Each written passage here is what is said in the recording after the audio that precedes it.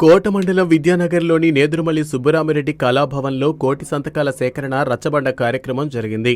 కోట మండల వైసీపీ నేతల ఆధ్వర్యంలో జరిగిన ఈ కార్యక్రమానికి ముఖ్య అతిథిగా ఎమ్మెల్సీ మేరగ మురళీధర్ విచ్చేశారు.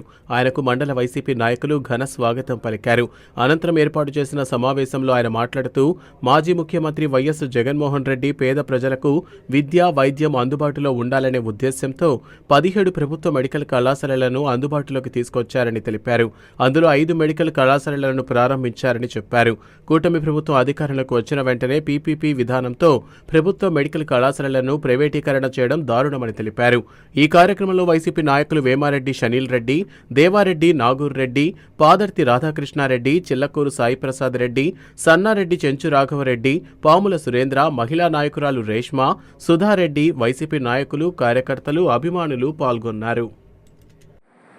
అక్టోబర్ 10వ తేదీ నుంచి మన ప్రియతమ నాయకులు అమానుషమైనటువంటి చర్య తీసుకున్న కూటమి ప్రభుత్వం మీద ఒక ఉద్యమం స్టార్ట్ చేశారు. నిజంగా నిరంకుశ వైఖరితో అమానుషంగా ఆలోచించి ఎంతో గొప్పగా దివంగత నేత వైఎస్ రాజశేఖర రెడ్డి గారి ఆశయాలకు అనుగుణంగా మరి మాజీ ముఖ్యమంత్రి గారు జనహృదయ నేత జగన్మోహన్ రెడ్డి గారు ఎంతో గొప్పగా సాధించుకొని వచ్చారు 17 గవర్నమెంట్ మెడికల్ కాలేజీలు.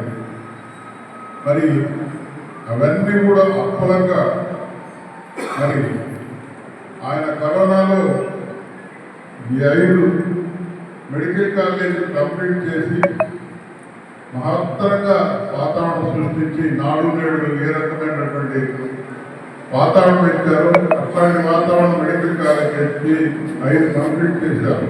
ఈ అమానుషమైనటువంటి కొత్త ప్రభుత్వం ఎలక్షన్ ముందు మాయమాటలు చెప్పి ప్రజా సంక్షేమమే మా ఇది అని మాట్లాడి రావడమే అవన్నింటినీ కూడా 10 కాలేజీలని ప్రైవేట్ పనులు చేసేదానికి ఒక ముద్దు పేరు పెట్టి పీపీపీ విధానం అని చెప్పి ప్రైవేట్కి అప్పులంగా దోచిపెట్టేదానికి తయారైనటువంటి నిరంకుశ ప్రభుత్వం ఈరోజు 1.5 సంవత్సరం అవుతుంది. ఈ 1.5 సంవత్సరంలో ధర్మపాలన లేదా యమధర్మ పాలన అంటే అందరూ కూడా యమధర్మ పాలన జరుగుతుంది రాష్ట్రంలో అని మాట్లాడుతున్నారు. చిన్న చిన్న పుట్టగుడ్డ లీడర్లు కూడా గ్రామాల్లో అధికారులు శాసిస్తున్నారు.